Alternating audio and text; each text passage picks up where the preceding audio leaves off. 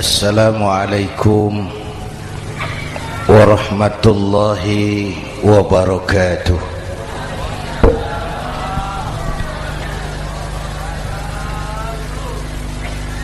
Alhamdulillahi wa kafa, wassalatu wassalamu ala sayyidina Muhammadin al-Mustafa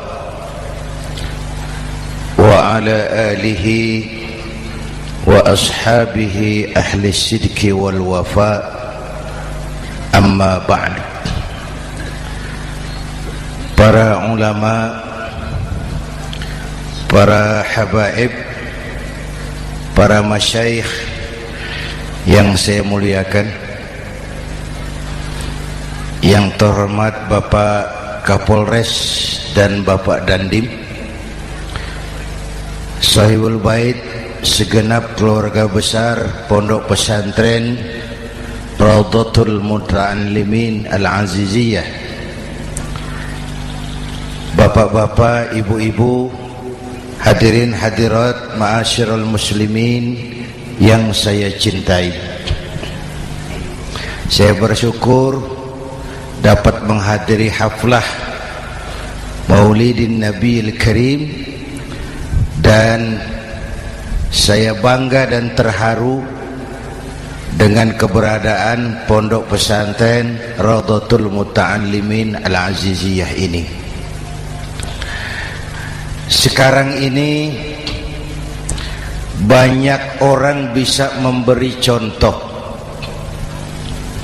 tapi sedikit orang bisa menjadi contoh.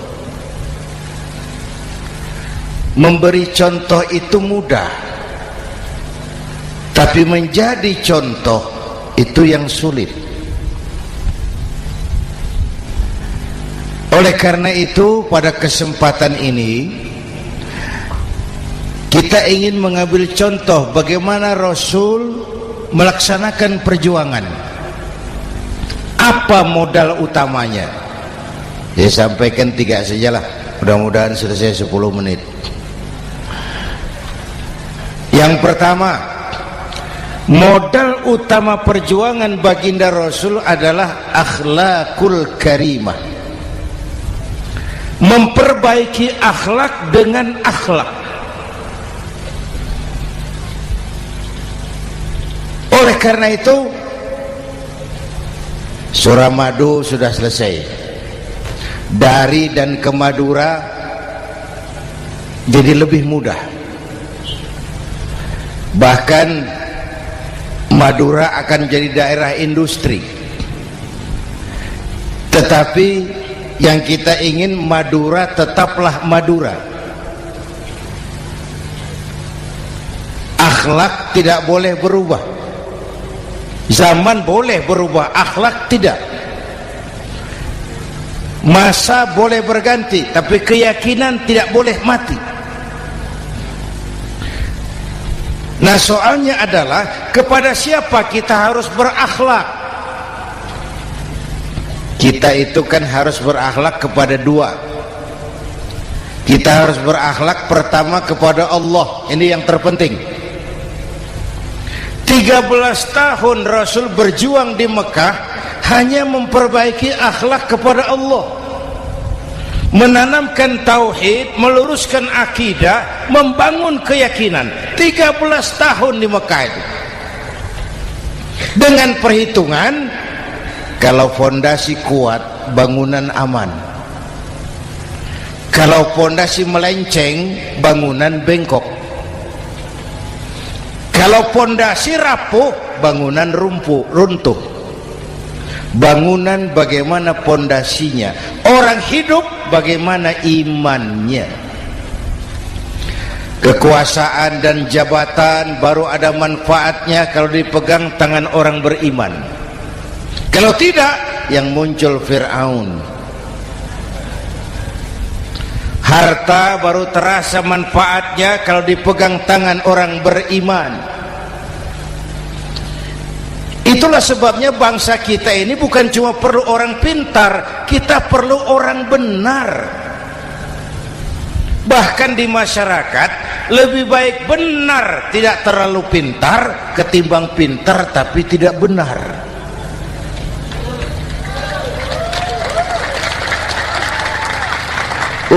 Kalau sudah pintar tidak benar, rusak rakyat itu Pak. Disuruh ngurus beras malah nimbun beras, ya. Disuruh ngurus laut jadi bajak laut. Disuruh ngurus hukum, bikin hukum seperti pisau, tajam ke bawah, tumpul ke atas. Kalau yang kecil salah, hukum cepat-cepat ditegakkan. Yang besar salah, diam pura-pura tidak mengerti. Itu yang melukai rasa keadilan.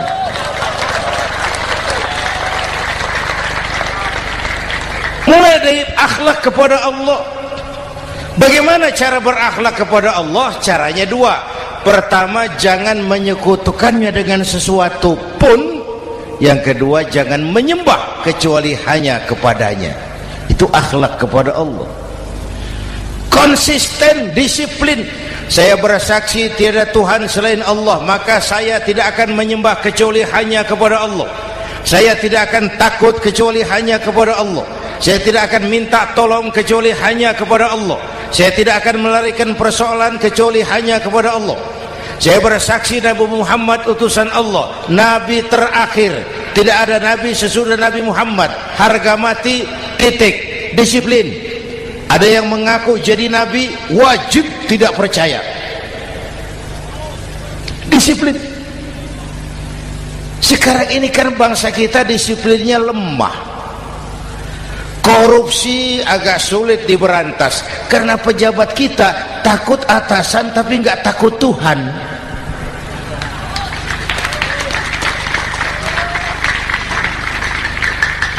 Itu sama dengan anak muda naik sepeda motor ngebut, lampu merah jalan terus, di stop sama polisi. Break. Iya Pak. Minggir. Siap. SIM ada Pak. SNK ada Pak. Tahu kau lampunya merah? Tahu Pak. Kenapa lewat terus? Saya nggak tahu, ada bapak. Itu disiplin kita. Tenang benar jawabnya, kayak orang nggak salah itu.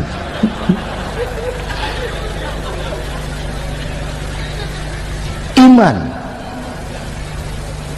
Apalagi belakangan ini saya sering bilang gini Pak, ini humor tapi agak tasawuf. Orang yang paling tenang hidupnya itu tukang parkir. Coba lihat tukang parkir, walaupun mobil banyak, mereknya bagus-bagus, tidak pernah sombong. Tenang ini, tenang. Nanti mobil pergi satu demi satu, habis sama sekali, dia tidak sedih. Tenang. Mobil banyak tidak sombong, mobil habis tidak sedih. Apa rahasianya? Ternyata, nih tasawufnya di sini. Tukang parkir tidak merasa memiliki, tapi merasa dititipi. Wah, itu. Siapa saja yang merasa memiliki, bersiaplah kehilangan, dan itu menyakitkan. Tapi kalau merasa dititipi, jabatan, harta, anak, istri, semua titipan, hiduplah seperti tukang parkir. Pertama, titipan tidak boleh bikin kita sombong. Dititipi kok sombong, tidak pantas ya. Pak Zainuddin titip mobil ya, silakan. Yang punya mobil pergi, saya petatang peteteng. Tidak pantas dititipi kok sombong. Ada orang dititipi jabatan oleh Allah sombong. Dititipi sombong. Ada enggak pejabat sombong? Ada. Namanya Fir'aun. Itu pejabat-pejabat sombong anak buah Fir'aun semua. Dititipi harta oleh Allah, jadi orang kaya sombong, sama tetangga tidak mau kenal, orang lain kecil semua, jalan tidak injak tanah. kuntilanak. Yang kedua penting, titipan harus dijaga baik-baik. Kalau tidak, yang nitip marah. Yang nitip marah. Pak, titip sepeda motor, silakan. Waktu diambil sepeda motor, kaca spion pecah, knalpot hilang, bemper hancur. Marah enggak yang nitip? Marah. Saya kan titip, kenapa enggak dijaga baik-baik? Dititipi harta oleh Allah jadi orang kaya supaya bangun pesantren, bela yatim, santuni yang lemah. Pelitnya 17 setan. Yang nitip marah. Dititipi jabatan oleh Allah isinya korupsi saja, yang nitip marah. Nah, saya mau kasih lihat sekarang. Allah titip Indonesia. Allah titip Indonesia. Hai rakyat, ini Indonesia, aku titip, kata Allah. Sebentar, ada meja mau naik. Silakan, Mas. Iklan. Ya, terima kasih. Jangan disangka kalau disediakan air teh pidatonya jadi lama. Dekorasi ini kok. Sampai mana tadi? Hai rakyat, ini Indonesia, aku titip, kata Allah. Ini negara besar dan kaya. Titipan ini ditebus dengan keringat, air mata, darah, dan nyawa. Ini bedanya. Malaysia memang merdeka tapi diberi Inggris. Singapura merdeka diberi Inggris. Indonesia merdeka, keringat, air mata, darah, dan nyawa. Ini negara aku titip, kata Allah. Ini negara besar dan kaya. Buminya subur. Di atas perut buminya segala tanaman hidup. Di bawah perut buminya ada gas, minyak, batu bara. Lautnya kaya, hutannya kaya. Kekayaan negeri ini harus digunakan bagi sebesar-besar kemakmuran rakyat. Itu amanat konstitusi. Disalahgunakan, dikorupsi, yang nitip marah. Yang nitip marah. Kalau dia marah, dia suruh makhluknya yang lain negur. Siapa? Merapi, Bromo, anak Krakatau. Itu Merapi demo, Pak. Kalau kita rakyat demo, anak buahnya Pak Danres turun. Tapi kalau Merapi demo, siapa yang mau ngatasi? Mbak Marijan. Selesai. Sekarang Mbah Marijan sudah kumpul sama Mbah Surip di alam barzah, dia sudah ketemu dia. Kata Mbah Surip, tenang Mbah Marijan, tak gendong, aman sudah. Aman sudah. Saya mau bilang Merapi itu makhluk, Krakatau itu makhluk, Bromo itu makhluk. Tidak mungkin makhluk bergerak dengan sendirinya, pastilah ada yang menggerakkan. Maka baik-baiklah sama yang bikin angin supaya bertiupnya sesuai keperluan. Baik-baik dengan yang bikin air supaya datangnya sesuai kebutuhan. Baik-baik sama yang bikin gunung supaya meletusnya pelan-pelan.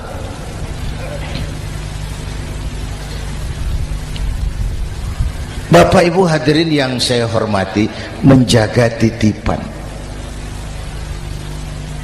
Jangan menyembah kecuali hanya kepadanya. Jangan menyekutukannya dengan sesuatu pun. Ayo, saya ngobrol kita. Bapak Ibu hadirin yang hadir di sini ini, kita ini semua hamba Allah apa bukan? Hamba Allah. Kata siapa? Kata kita. Kalau kata kita namanya ngaku. Ngaku itu boleh dan murah. Apa diakui? Kita belum tahu.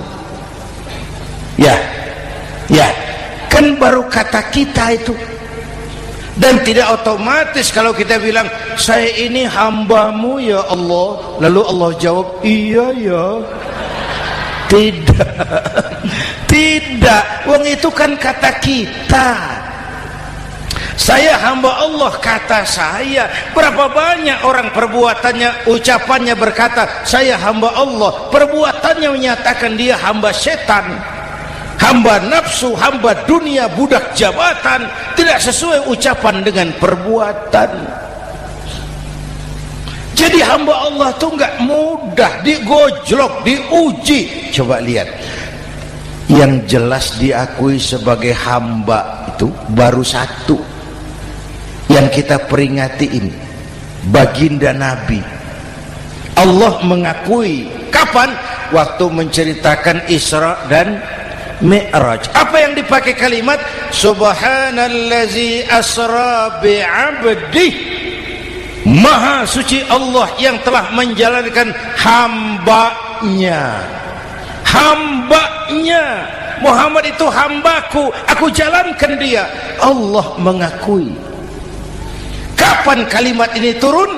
Setelah Nabi digojlok, ditempa, digembleng, diuji, difitnah, dicaci maki, dilontari kotoran unta, sahabat-sahabatnya dibantai.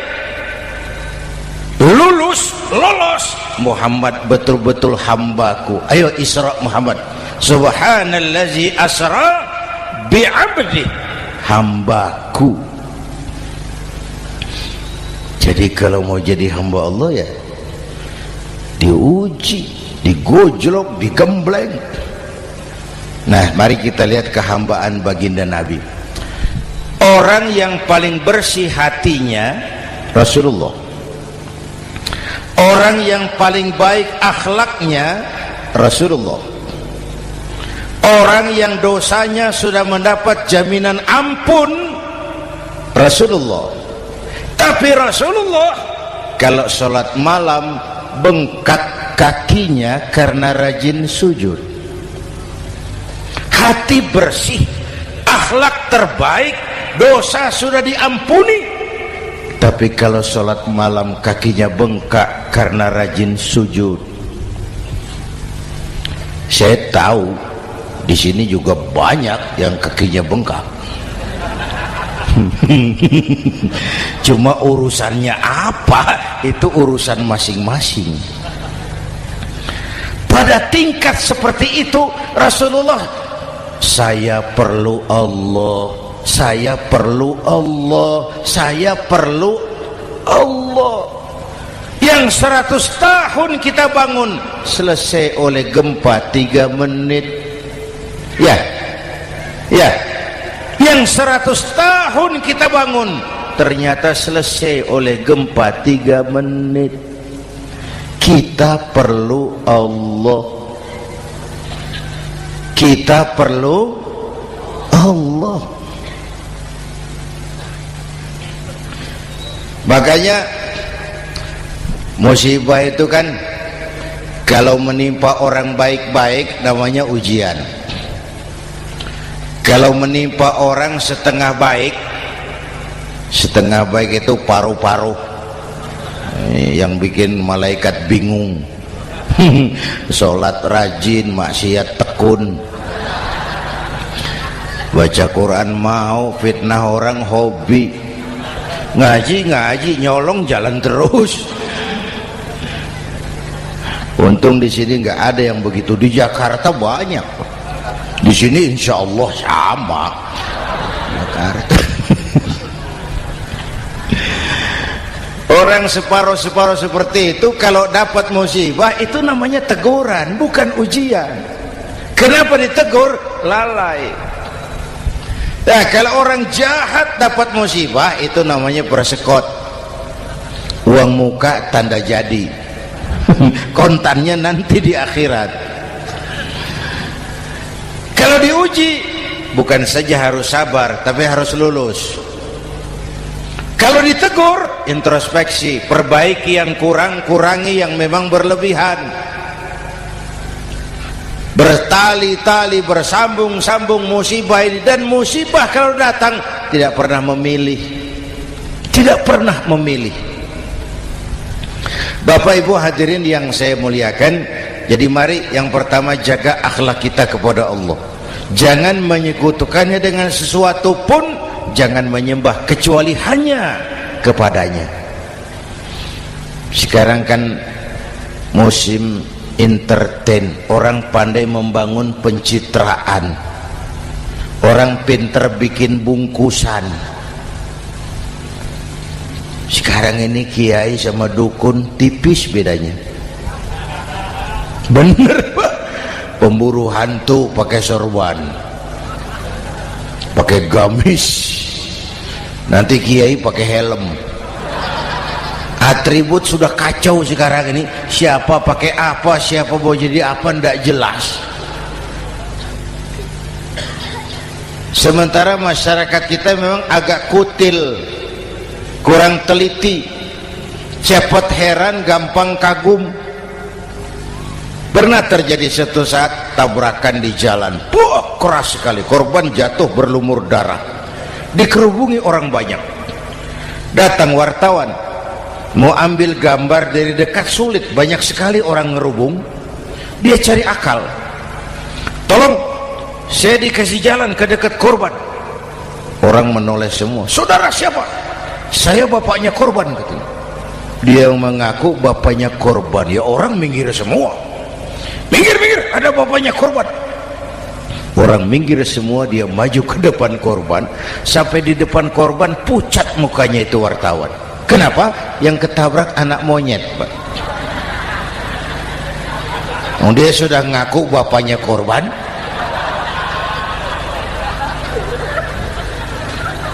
Ini cerita pendek tapi pesannya dalam. Kalau belum kenal benar jangan cepat-cepat ngakui. Ya, rakyat harus cerdas sekarang ini. Emas pasti kuning, benar itu? Apa semua yang kuning pasti emas?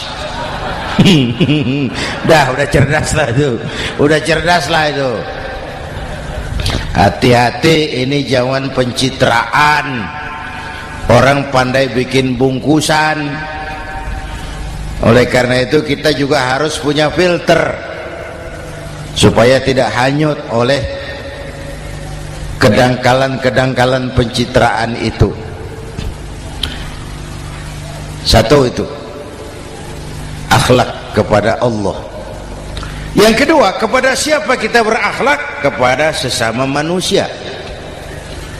Kepada sesama manusia itu siapa? Pertama, sesama muslim. Malam ini saya hadir di sini, saya tidak merasa tamu. Saya hanya keluarga di tengah keluarganya. Bahwa saya lahir di Jakarta itu sih kebetulan. Saya enggak pesan. Yang kita tidak pesan jangan diributkan. Kita enggak pesan. Warna kulit seperti ini kita enggak pesan. Dari suku apa lahir kita enggak pesan. Potongan seperti ini kita enggak pesan. Islam membebaskan manusia dari ras diskriminasi. Pada waktu yang bersamaan Islam mengangkat harkat, derajat, martabat kaum wanita. Ini kasihan dari tadi nggak diajak ngomong nih. Pada waktu yang bersamaan Islam mengangkat harkat, derajat, martabat kaum wanita. Ibu-ibu mestinya lebih terima kasih sama Rasulullah. Sebelum Rasulullah datang, nasib perempuan menyedihkan, dilecehkan, harganya murah. Sebelum Rasulullah datang, murah. Sebelum Rasulullah datang, murah. Coba lihat wanita sebelum Islam, sedih, dilahirkan hanya untuk melahirkan, alat pemuas nafsu. Kalaupun berperan, peranannya cuma segitiga, dapur sumur kasur, kasur sumur dapur, putar-putar di situ saja. Nggak usah di Arab, dunia, di Jawa, raja-raja Jawa sebelum kenal Islam seenaknya ngumpuli perempuan kan, selirnya yang 30, 50. Sultan-sultan di Turki piara harem ratusan orang perempuan. Kaisar terakhir dinasti Ming Cina bangun istana 1000 kamar, istrinya 1000. Innalillahi wa inna. Itu saya cuma pikir, raja kalau istrinya 1000, kapan pakai kolor itu raja?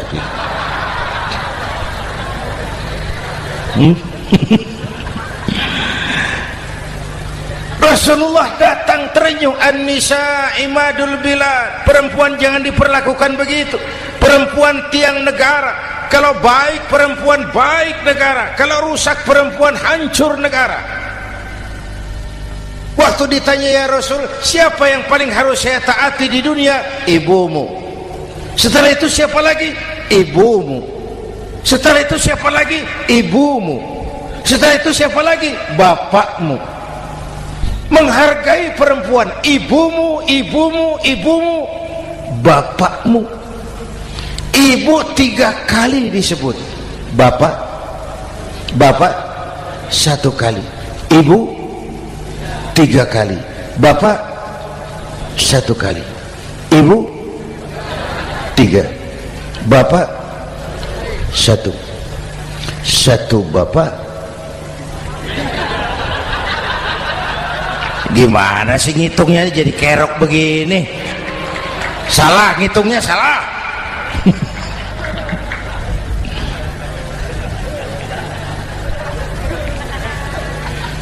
Lalu dicairkan kehidupan kemasyarakatan di masjid.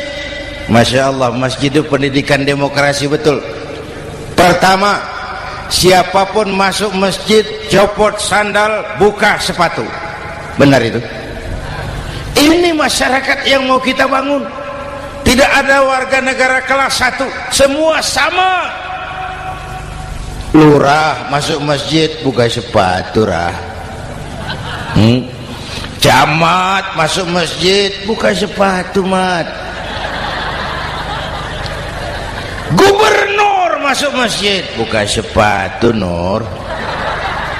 Nikmatnya masyarakat masjid, nikmatnya masyarakat masjid. Coba binatang saja harganya tidak sama toh. Sapi yang mahal yang gemuk, betul, karena harga sapi pada dagingnya. Makin gemuk sapi makin mahal harganya. Tapi ada burung perkutut lebih mahal dari sapi, padahal dagingnya sedikit, betul. Kenapa harganya lebih mahal dari sapi? Harga perkutut suaranya. Di mana harga manusia yang paling gemuk?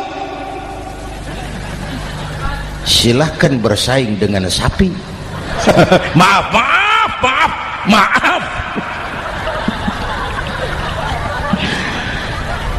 Inna akramakum indallah atqakum. Masyarakat masjid sudah copot sandal, buka sepatu, sudah masuk ke dalam sholat berjamaah. Kalau sudah ke dalam sholat berjamaah, tidak pernah kita usil dari mana orang datang, yang penting kemana dia menghadap. Itu masyarakat masjid. Dari mana kamu?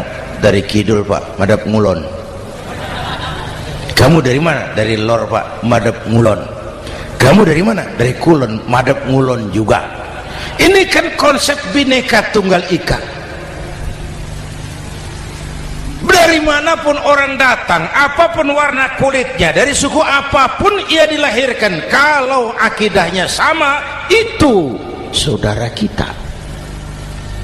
Lalu sholat berjamaah. Apa itu? Hidup bermasyarakat, berbangsa dan bernegara. Harus ada imam, harus ada makmum. Kenapa? Ini saya harus agak hati-hati ya, pakai sarung angin ini.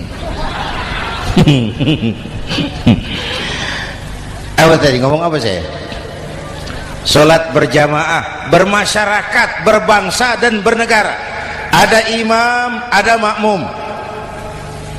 Siapa makmum? Kita ini rakyat. Siapa imam? Para pemimpin negara. Apa bedanya? Imam harus dipilih. Makmum nggak usah. Coba baca kitab fikih yang setebal apapun, nggak ada bab pemilihan makmum. Nggak usah, makmum nggak usah dipilih. Orang buta boleh jadi makmum, orang bisu boleh jadi makmum, tukang mabuk boleh jadi makmum, tapi tidak tiap orang boleh jadi imam. Imam harus dipilih. Siapa yang jadi imam? Pertama, a'lamuhum, orang yang paling alim di kampungmu angkat jadi imam. Yang paling alim, bukan yang paling tua. Yang paling alim, tahu urusan, punya konsep, punya visi dan misi, mengerti negara ini mesti dibawa kemana, jalan keluarnya apa, angkat jadi imam. Pak, ada dua orang Pak, alimnya sama, yang mana yang dipilih? Kalau ada dua orang alimnya sama, kata Nabi, afsahuhum, yang lebih fasih lidahnya. Apa artinya fasih? Nyambung sama rakyat, tahu apa yang dimaui rakyat, nyambung. Tidak sah orang fasih bermakmum kepada imam cedal.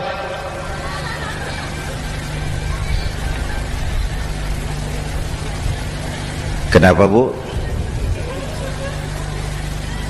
Nyambung. Capek kalau punya imam gak nyambung sama makmum. Makanya kalau sudah jadi imam, pesan Nabi apa? Idza amma ahadukumun nasa falyukhaffif. Kalau kamu jadi imam, ringankan sholat kamu, jangan terlalu panjang. Itu makmum tidak sama kekuatannya. Ada yang tua renta, diri saja sudah gemetar. Ada makmum yang punya darah tinggi, kalau sujud lama kepalanya sakit. Ada makmum yang sudah janji habis sholat mau terima uang. Jangan kalau sudah jadi imam di kota, sholat isya berjamaah, rakaat pertama selesai Fatihah, Yasin, bubar makmum itu. Jadi imam jangan terlalu lama, kayak Husni Mubarak tuh kelamaan jadi imam 30 tahun, rakyat capek.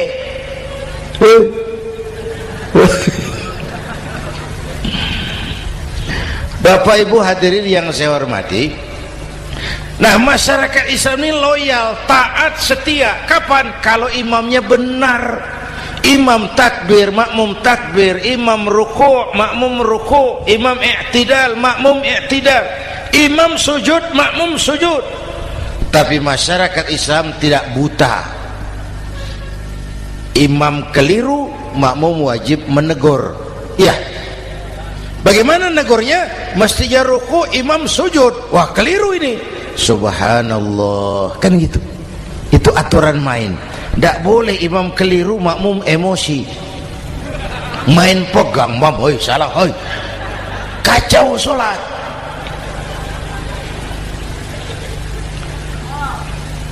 Imam buang angin,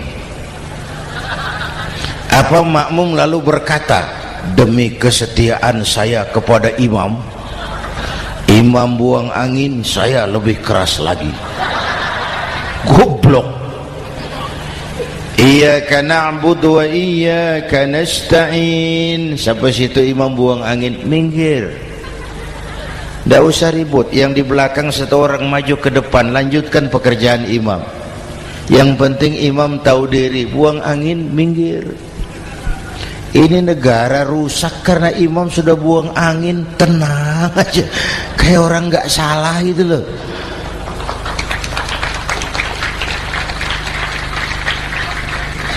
Selesai sholat dikasih tahu, imam tadi buang angin ya sedikit. Apa kalau nggak sedikit lalu nggak rusak sholat itu? Nah, dalam berjaga akhlak kepada sesama, ayo kita jaga kesatuan, persatuan, kerukunan, kekompakan. Ini pesantren Raudhatul Muta'allimin Al-Aziziyah, ini aset kita. Keberadaannya, pengembangannya, kelangsungannya bukan sekedar tanggung jawab pengurusnya, tanggung jawab kita sesuai dengan bidang dan kemampuan masing-masing. Yang punya jabatan bantu dengan wewenangnya, yang punya harta bantu dengan uangnya, yang punya tenaga bantu dengan tenaganya, yang bisa doa bantu dengan doanya, yang tidak bisa apa-apa bantu dengan diam. Diam saja lumayan loh itu membantu. Bapak Ibu hadirin yang saya hormati, saya ingat almarhum Panglima Besar Sudirman pernah bilang, kamu itu kalau mau menang harus kuat, kalau mau kuat harus bersatu, kalau mau bersatu hidupkan semangat silaturahmi. Mau menang harus kuat, mau kuat harus bersatu, mau bersatu hidupkan silaturahmi. Bapak Ibu hadirin, rukun antar umat seagama. Beda pendapat boleh, marah jangan. Kalau di Jakarta kan sekarang lagi musim apa itu wahabi yang bid'ah, sedikit bid'ah itu. Saya sih bilang yang suka tahlil bagus, terusin. Yang nggak suka tahlil nggak apa-apa, tapi jangan mencaci maki yang suka tahlil. Orang yang mabuk masih banyak kok yang tahlil dicaci maki. Kita nih seperti orang kurang kerjaan. Waktu guru saya Hadratul Mukarram Ki Haji Dr. Idham Khalid wafat, saya ajak orang baca Fatihah. Selesai, saya lagi duduk di belakang, seorang pengusaha nemui saya, Kiai, kenapa? Saya coba ingin kepastian. Apa? Orang yang sudah mati dibacakan Fatihah itu, apa pahalanya sampai? Saya bilang gini, Mas, kamu kalau nggak percaya mati aja dulu. Saya bacain Fatihah, tunggu di sono. Kalau nggak nyampe balik lagi nggak apa-apa.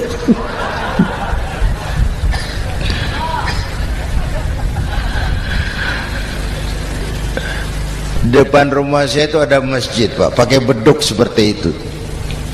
Ada teman saya Kiai pakai beduk masjidnya. Iya pakai. Kan Rasulullah enggak pakai. Enggak, memang bid'ah tuh. Oh, siapa bilang? Beduk itu bukan agama, itu budaya, tanda masuk waktu. Bukan manggil orang sholat. Manggil orang sholat pakai azan, tanda masuk waktu. Itu hebatnya Wali Songo, pakai beduk. Kalau nggak mau pakai beduk boleh, teriak-teriak juga boleh. Maghrib, maghrib, boleh. Tapi Wali Songo kan bijaksana, pakai beduk saja, sekali pukul satu desa dengar. Itu bijaksananya dakwah Wali Songo. Kalau beduk dianggap bid'ah, miskin kita. Itu budaya. Seperti sepeda motor, itu budaya. Kalau nggak mau pakai beduk boleh, teriak-teriak juga boleh. Maghrib, maghrib, boleh. Tapi Wali Songo kan bijaksana, pakai beduk saja, sekali pukul satu desa dengar. Itu bijaksananya dakwah Wali Songo. Kalau beduk dianggap bid'ah, miskin kita. Itu budaya. Seperti sepeda motor, itu budaya. Kalau beduk dianggap bid'ah, sepeda motor bid'ah tuh Rasulullah nggak pakai, jual, beliin unta.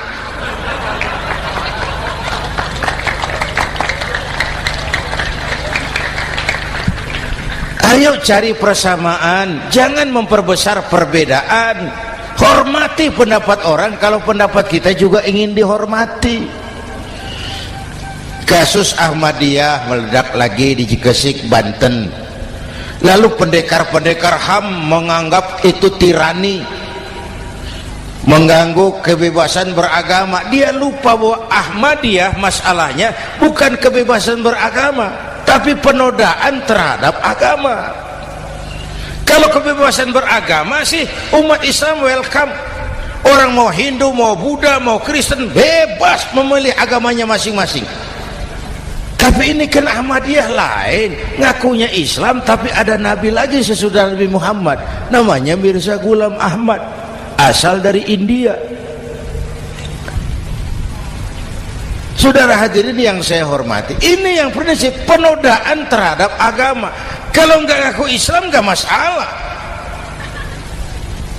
Supaya mau aman caranya cuma dua, Ahmadiyah jadi agama sendiri, karena Malaysia sudah melarang, Brunei sudah, Rabitoh Alam Islami menyatakan aliran sesat, Saudi Arabia melarang pengikut Ahmadiyah pergi bikin haji, dia dianggap non muslim. Cuma memang pemerintah kita nggak tegas. Kalau dari dulu dinyatakan dilarang, nggak akan ada lagi kasus-kasus seperti itu.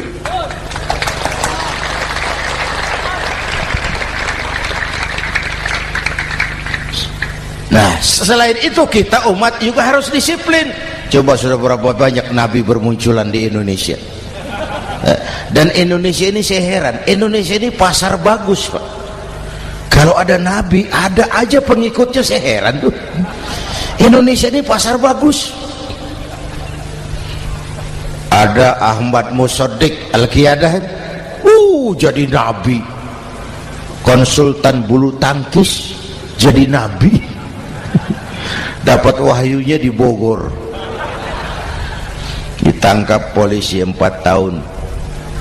Muncul lagi di Bandung, namanya Sayuti, tukang cukur, ngaku dapat wahyu jadi nabi, ditangkap polisi lagi 2 tahun.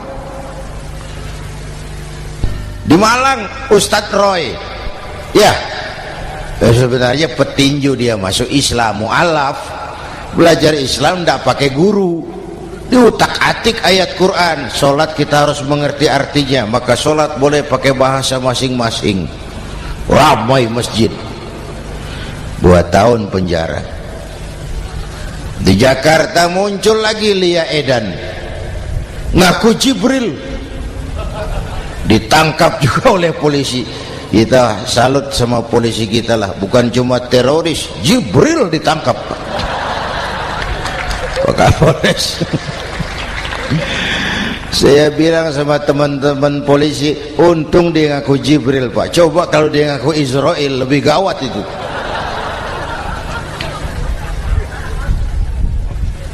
Yang parah, antara Cirebon Losari, dia perbatasan Jawa Tengah Jawa Barat, pernah muncul agama baru namanya agama Jasun, agama Jawa Sunda, agama Jasun Jawa Sunda.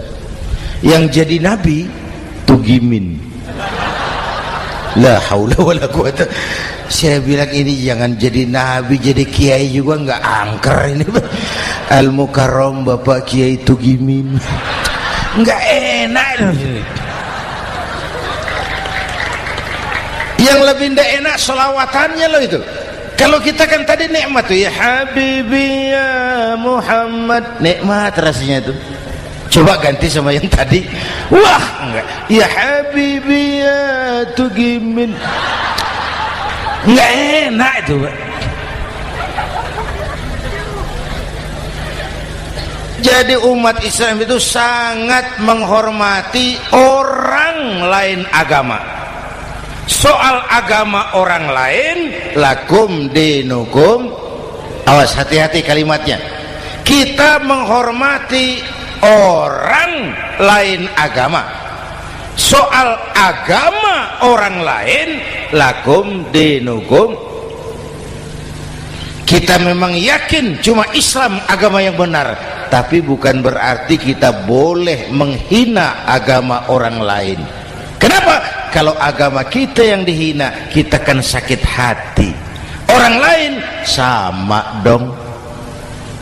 Itu sebabnya Allah berpesan, jangan kau caci maki Tuhan mereka, karena mereka akan balas mencaci maki Tuhanmu.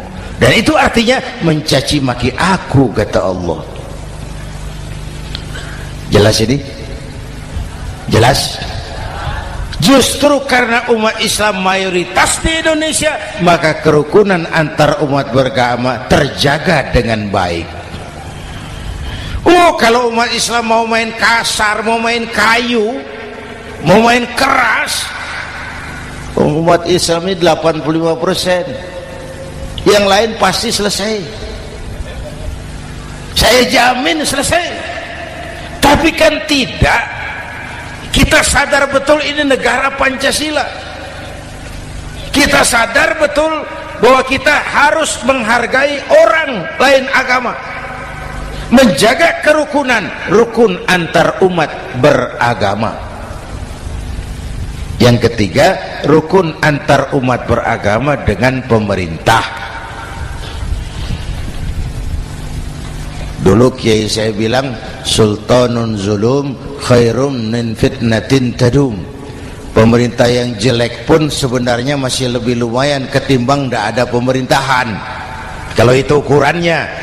Coba umpama nanti Pak SBY sudah terlalu pusing, lalu pengumuman jam 000, seluruh rakyat Republik Indonesia saya umumkan mulai malam ini tepat jam 000 pemerintah bubar. Ayo bayangkan seperti apa kita tanpa pemerintah. Hukum rimba, yang kuat menekan yang lemah, yang kaya merampok yang miskin. Rumah saudara dirampok, lapor ke polisi, kata Kapolres, maaf polisi baru bubar. Hak asasi diinjak-injak, lapor ke pengadilan, pengadilan bubar. Masih ada pemerintah saja yang kuat suka menekan yang lemah, apalagi kalau tidak ada pemerintah. Karena itu ulama dan umarok dua pilar utama. Kalau kuat keduanya, kuatlah masyarakat. Kalau rapuh keduanya, maka rapuhlah juga masyarakat. Bapak Ibu hadirin yang saya hormati, ini yang kedua, kita harus berakhlak kepada sesama. Yang ketiga, kepada siapa kita harus berakhlak? Kenapa? Iya, saya cuma lihat jam. Yang ketiga, kepada siapa kita harus berakhlak? Kita ini harus berakhlak kepada makhluk Allah yang lain di luar manusia. Kepada air kita harus berakhlak loh Pak. Saya dulu remaja ngaji fikih, kiai ngajar makruh buang air kecil di tanah yang berlubang. Saya protes, kenapa makruh kiai? Pertama, untuk kesehatan. Siapa tahu di lubang yang kau kencingi ada gas beracun. Kalau tidak kiai, kalau tidak maka artinya kau harus melindungi binatang yang ada di dalam lubang. Siapa tahu di lubang yang kamu kencingi ada semut sedang rapat membahas masalah Mesir. Apa dosanya lalu mati dikencingi? Ini namanya rahmatan li semut. Bapak Ibu hadirin yang saya hormati, ada hadis sederhana, fa iza zabahtum fa ahsinu zibhata. Kalau kamu menyembelih hewan, sembelihlah dengan cara yang terbaik. Jangan nyembelih ayam pakai pisau tumpul, itu namanya tidak berperi kebinatangan. Kepada ayam kita berakhlak, kepada pohon kita berakhlak, kepada air kita berakhlak. Kenapa sekarang alam tidak seramah dulu? Karena kita juga tidak ramah kepada alam. Kenapa sering terjadi banjir? Karena tempat air kita kurangi. Dia bingung mau kemana. Air nggak punya tempat. Akhirnya masuk ke rumah kita juga. Masuk dalam zoharul fasadu bil barri wal bahri bima kasabat aydin nas. Karena kita tidak berakhlak kepada lingkungan. Bapak Ibu hadirin yang saya hormati, jadi itu yang pertama, modal utama perjuangannya akhlakul karimah. Mau sukses, utamakan akhlak. Industrialisasi boleh terjadi di Madura, jalan berhotmik licin, oke. Listrik masuk desa, alhamdulillah. Tapi akhlak jangan berubah, akidah jangan goyah.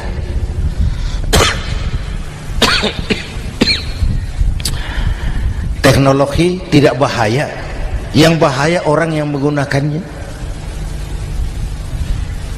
Wayang itu yang namanya cepot itu bisa selawat badar kalau yang megang Anom Suroto. Cepot bisa selawat badar kalau yang megang Anom Suroto. Wayang bagaimana dalangnya, teknologi bagaimana orang yang menggunakannya. Satu. Yang kedua, yang kita contoh dari baginda Rasul, beliau itu sejak kecil tidak dimanjakan, Pak. Lahir ke dunia tidak sempat melihat wajah bapak. Umur 6 tahun ditinggal ibu. Umur 9 tahun ngembala kambing, berniaga ke Syam. Syam itu Syria sekarang. Umur 9 tahun bisnis lintas negara dari Saudi ke Syria. Remaja tidak dimanjakan, kerja keras, peras keringat, banting tulang, tidak ada pekerjaan halal yang hina. Lahir pribadi yang tegar, mental yang tahan banting, manusia yang tidak cengeng karena sejak kecil ditempa oleh kesulitan. Jadi gini, orang itu kalau biasa susah, ketemu susah, ndak kaget, Pak. Mentalnya kuat. Saya santri biasa makan kangkung, datang ke rumah teman dikasih kangkung, loh makanan saya ini, dikasih daging ayam, nambah. Orang tuh kalau biasa susah enak. Saya santri biasa tidur di masjid, disuruh nginep di hotel, pules, Pak. Tapi yang biasa tidur di hotel suruh nginep di masjid, encok. Hidup ini perjuangan. Mau sukses harus berani susah. Jangan seperti dulu di cerita santri. Ada santri beternak lebah, ambil madunya itu. Satu hari dia mau periksa sarang lebah, naik ke pohon pakai tangga, pakai sarung biasanya santri. Dia lupa tidak pakai celana dalam. Naik pohon periksa, entah bagaimana terpegang sarang lebah itu, berhamburan lebahnya keluar. Salah satu masuk ke sarungnya, tergigitlah Al-Mukarramnya itu. Dia menjerit, aduh, jatuh berguling ke bawah. Sudah lama jatuh, dia buka sarungnya, dia lihat bengkak. Karena bengkak kan jadi besar, senang juga dia. Dia berdoa, ya Allah, hilangkan sakitnya, biarlah bengkaknya. Ini kan, ini doa orang nggak konsekuen. Bengkak dan sakit itu paket. Mau bengkak ya harus berani sakit. Masa sakitnya bengkaknya mau, sakitnya nggak mau. Itu satu itu.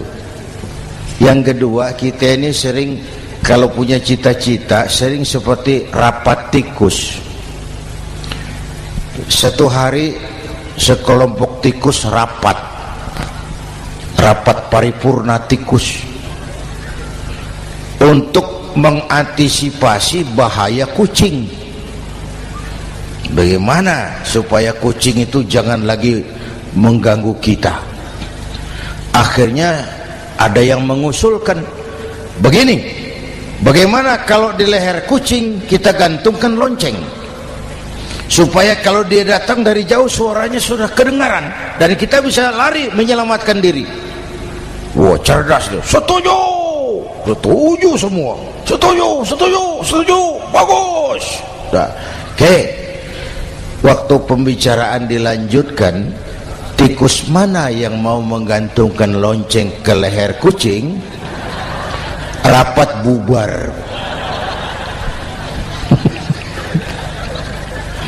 Setuju, akur. Iya. Waktu bekerja selesai. Bapak Ibu hadirin yang saya hormati, terutama anak-anak saya, para santri, remaja, pemuda. Hidup ini persaingan. Bapakmu tamat SD, nak, kau sarjana. Bapakmu cuma jadi RT, nak, kau camat. Bapakmu tukang tabal ban, kau harus punya pabrik ban. Anak saya pertama dulu saya titip mondok di Tebu Ireng. Tahun pertama pulang saya kontrol, sini kau, apa hasilmu setahun di pesantren? Dia sodorkan saya sebuah piagam penghargaan juara lomba pidato di pondoknya. Saya heran, ini anak di rumah jarang ngomong, kok bisa jadi juara pidato? Saya tanya, kamu bisa pidato, apa yang dipidatoin? Dia bilang, kan kaset ayah dihafalin gitu. Ya saya ketawa juga, waktu itu dia masih anak-anak. Baiklah, tapi apa cita-citamu? Saya kepengen seperti ayah. Wah, kau ini salah. Kalau aku ayahmu di matamu menurutmu hebat, mestinya kau 10, 100, 1000 kali lebih hebat dari orang-orang yang kau anggap hebat. Karena tantanganmu akan lebih berat dari tantangan yang aku hadapi sekarang. Kalau kau sama dengan aku, kau ditinggalkan zaman karena kau tidak mampu menjawab tantangan zamanmu. Bapak Ibu hadirin yang saya hormati, persaingan tajam, tantangan makin berat. Oleh karena itu diperlukan semangat yang dicontohkan Nabi. Kerja keras, peras keringat, banting tulang. Tidak ada pekerjaan halal yang hina. Sejak kecil ditempa oleh kesulitan.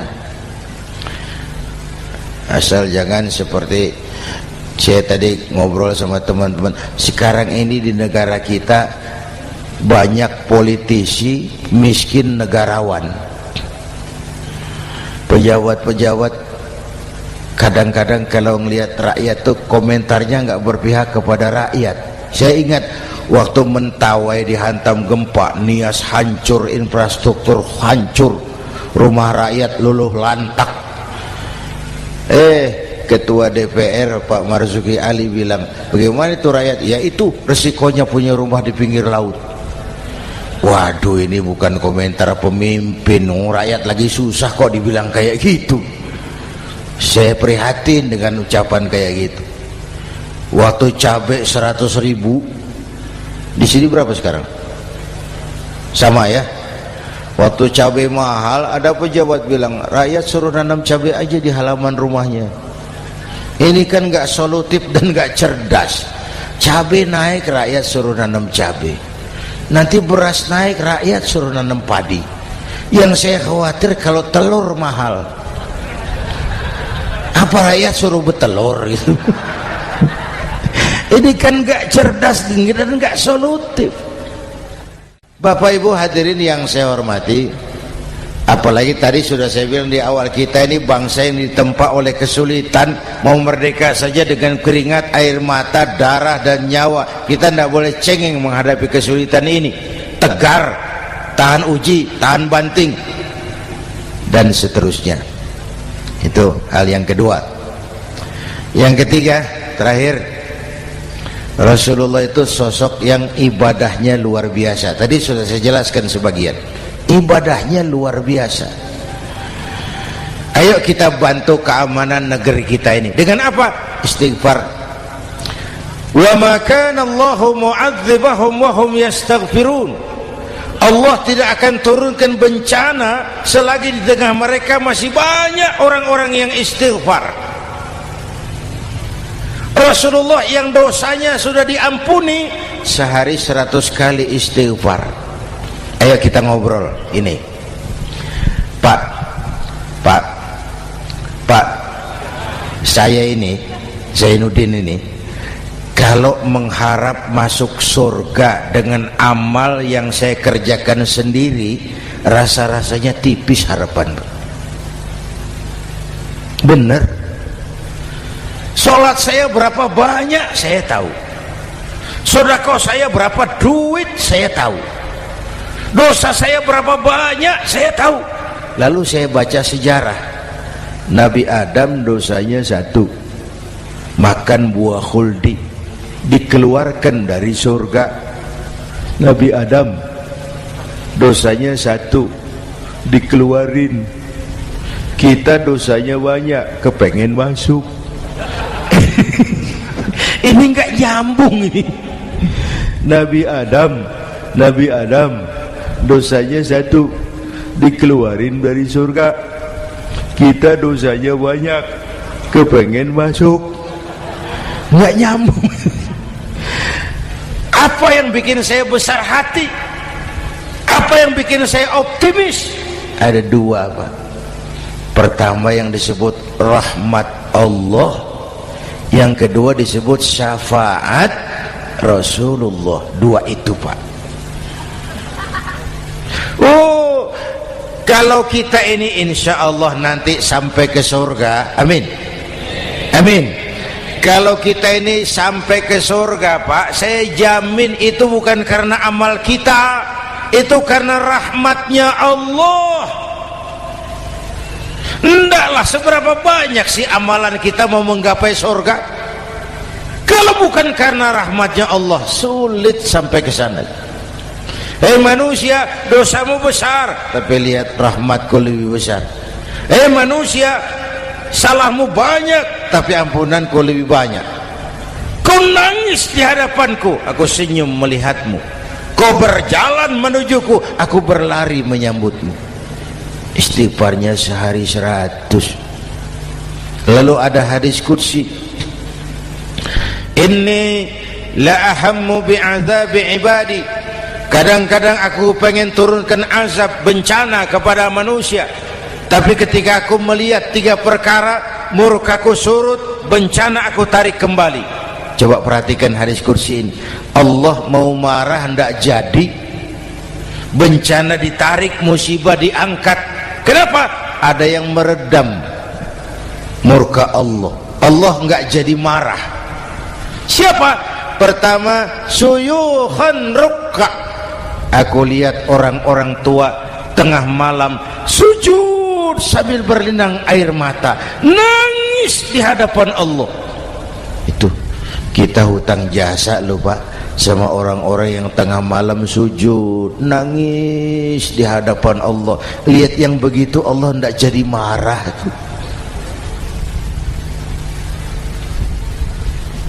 Saya tahu bapak-bapak ini, ibu-ibu kan suaminya sering bangun tengah malam ya, Bu.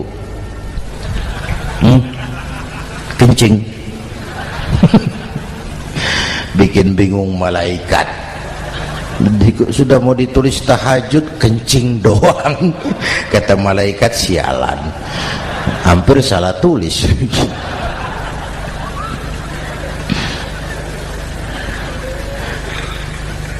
Aku lihat orang tua tengah malam sujud sambil berlinang air mata. Lalu aku lihat bayi-bayi tanpa dosa masih menyusu, sibyanan rudda.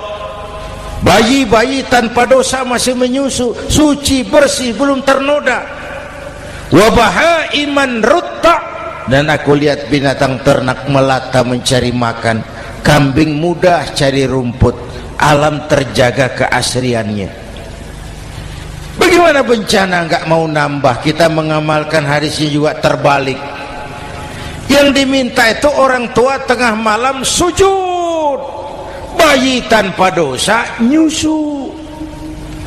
Sekarang bayi tanpa dosa dibuang ke tempat sampah gara-gara orang tua tengah malam nyusu.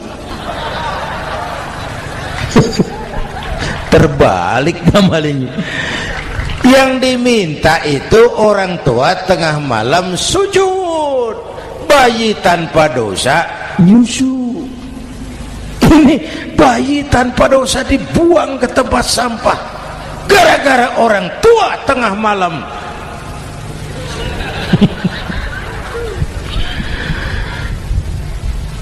Bapak Ibu hadirin yang saya hormati, rahmat Allah kita perlu. Yang kedua, syafaat Rasulullah. Mari saya cerita syafaat sedikit. Ini sudah jam 00:05 ya. Ini kalau hitungan Indonesia ini sudah ganti hari, Pak. Jadi inilah ceramah terpanjang di dunia. Bayangkan saya pidato dari hari Selasa sampai hari Rabu.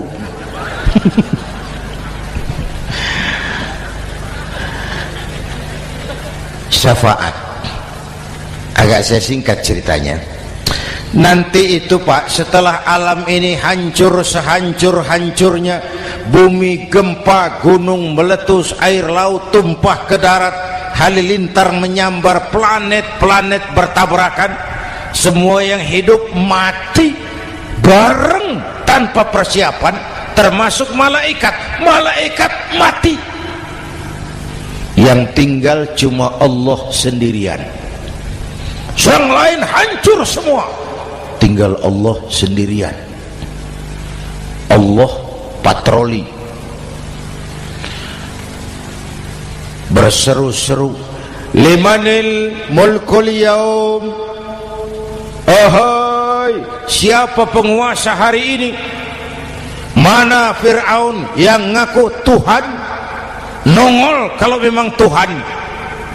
Mana Abrahat, mana Namrus, mana itu Benito Mussolini, mana itu Adolf Hitler, mana itu Hosni Mubarak?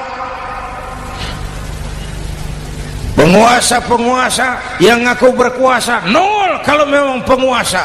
Gak ada yang jawab Pak, semua sudah rebah. Allah lalu berkata, la ilaha illa ana. Ternyata tidak ada Tuhan lain selain aku. Allah sombong waktu itu. Kalau Allah sombong itu pantas.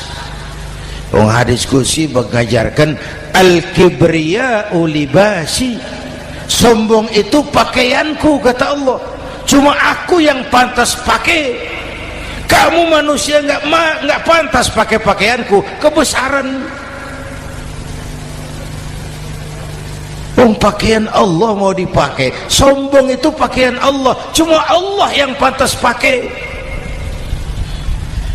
Nanti itu yang pertama dihidupkan bukan kita, malaikat dihidupkan lebih dulu.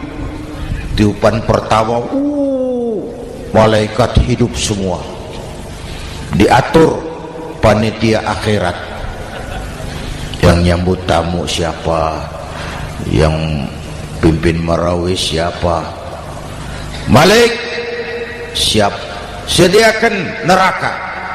Aku mau bakar itu bajingan tengik yang waktu di dunia nggak mau sujud, jauh dari ulama, tinggal di masyarakat jadi biang kerok, sama yatim kejam. Sediakan neraka. Baik Ridwan, iya, sediakan surga. Aku mau balas hamba-hambaku yang waktu di dunia rajin sujud, dekat dan cinta kepada ulama, santun kepada yatim, suka menolong orang yang memerlukan pertolongan. Baik Jibril, Mikail, iya, ke surga. Untuk apa ya Rabb? Ambil kendaraan bernama Buraq, turun ke alam, cari di mana kubur kekasihku Muhammad, bangunkan dari kuburnya, bawa ke surga. Turun Jibril dan Mikail, cari kubur Nabi. Wong alam sudah hancur-hancuran, jangan cari kuburan, cari bangkalan aja nggak ketemu. Bingung dua-dua. Jibril, sebelah mana kubur Nabi? Nggak tahu Mikail. Lalu dua-duanya sujud mohon pertolongan Allah. Dengan izin Allah terbuka kubur Nabi. Allahumma sholli alaihi wa ala alihi. Bangun dari tidur seperti orang bangun dari kubur seperti orang bangun tidur. Nabi mengusap mata, menoleh ke kanan Jibril, menoleh ke kiri Mikail. Lalu tanya, ayu yaumin hadza ya Jibril? Ini hari apa Jibril? Ini hari apa? Hadza ma wa'ada ar-Rahman. Ini hari yang dijanjikan Allah Muhammad. Ini kiamat. Kiamat Jibril? Kiamat. Jibril, kalau memang ini hari kiamat, aina ummati? Umat saya mana Jibril? Umat saya mana? Allah Karim. Belum pernah saya lihat di dunia ada satu pemimpin yang begini besar cintanya kepada umatnya seperti baginda Rasul. Dari dunia sampai akhirat beliau cinta kita. Dari dunia sampai akhirat beliau bela kita. Bangun dari kubur, tahu hari sudah kiamat, yang pertama ditanya, aina ummati? Umat saya mana Jibril? Kita yang ditanya. Kalau saya yang pertama dibangkitkan dari kubur, lain pertanyaannya. Ini hari apa Jibril? Kiamat Zainuddin. Oh, bini saya mana Jibril? Nabi enggak tanya Khadijah wala Fatimah wala Aisyah, aina ummati? Umat saya mana Jibril? Umatmu? Iya. Kau manusia pertama yang dibangunkan dari kubur. Yang lain masih dikubur. Oh. Lalu kita ke surga Muhammad. Perintah Allah, perintah Allah. Sampai di surga seperti orang tidak betah Nabi itu, resah, gelisah, mondar mandir, mukanya murung. Yang punya surga kan negur, Muhammad, labbaik ya Rabb. Tidak enak di surga ya? Enak. Kok kamu seperti orang nggak kerasan gitu loh, resah, gelisah? Kenapa? Saya teringat umat saya ya Allah. Umat saya bagaimana nasibnya? Iya, saya sudah enak di DPR. Salah. Saya sudah enak di surga, gaji cukup, kursi empuk, dapat mobil dinas. Nggak. Umat saya yang waktu kampanye kepanasan itu gimana nasibnya itu?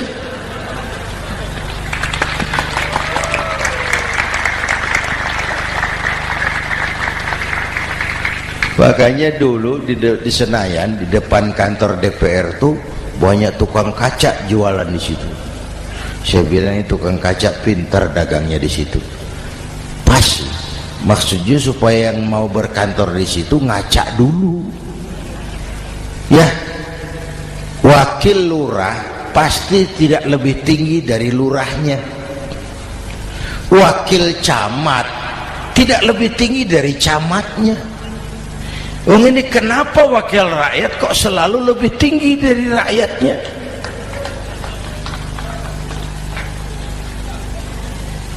Kan yang memberikan mandat kita rakyat. Kemerdekaan bertujuan mengantarkan rakyat ke gerbang kesejahteraan.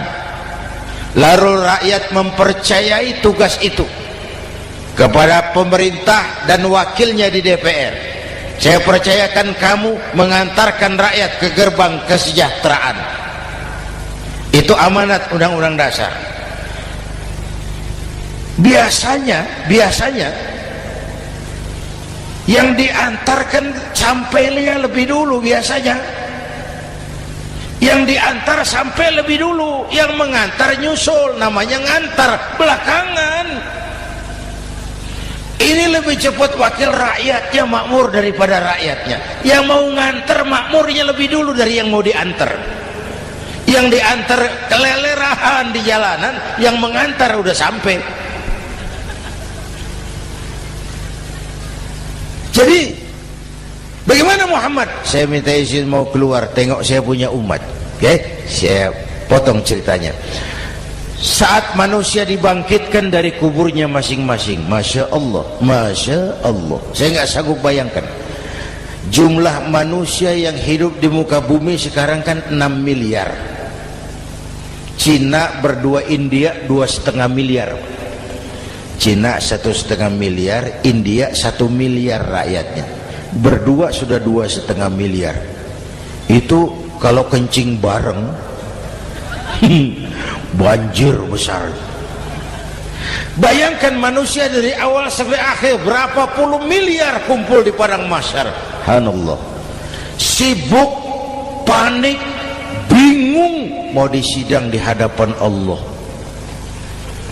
Sebagian kumpul di pojokan berunding, kita mau disidangi. Terus ayolah kita cari bantuan. Kemana? Adnan Buyung. Begini. Kita ini kan anak cucu Nabi Adam. Pantas dong kita minta tolong sama beliau. Yuk, setuju. Berangkat cari Nabi Adam. Ya Adam, anta abal bashar. Adam, tuan datuknya manusia, kami cucu kamu, anak turunan kamu mau disidang, tolong kami Adam, tolong. Kata Nabi Adam, Quraisy mas, rombongan Jawa udah aku naik mumet lagi sama Nabi Nuh saja. Nuh bilang tidak bisa, saya juga punya masalah, pernah minta obat ditenggelamkan.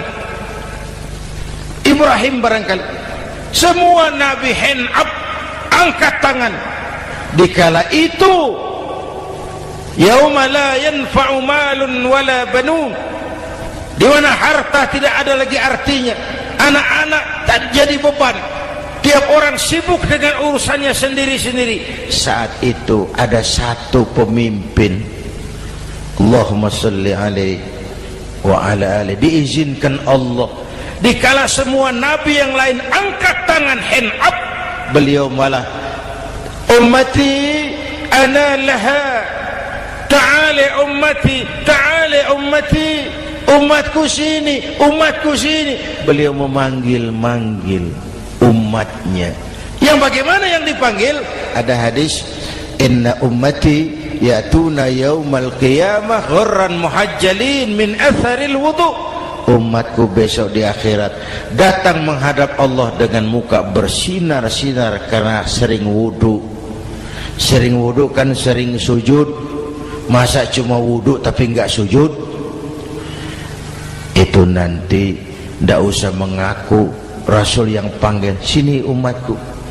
Tapi kalau muka enggak pernah wudu, enggak pernah sujud, merangkak di depan Nabi, saya umatmu ya Rasul. Kata Nabi, umat saya enggak ada yang kumbal gini. Dikala itu beliau berkenan memberikan syafaat. Syafaat itu saudara-saudara, saya pakai sarung, sobek sedikit, syafaat itu nambeli itu loh. Salat saya kurang sedikit, sedekah saya campur riak sedikit, puasa saya tidak ikhlas sedikit, ditutup dengan syafaat.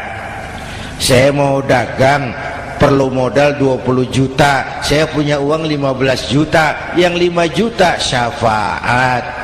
Jadi harus ada modal. Kalau sholat tidak pernah, sedekah tidak pernah, lalu syafaatnya dari mana?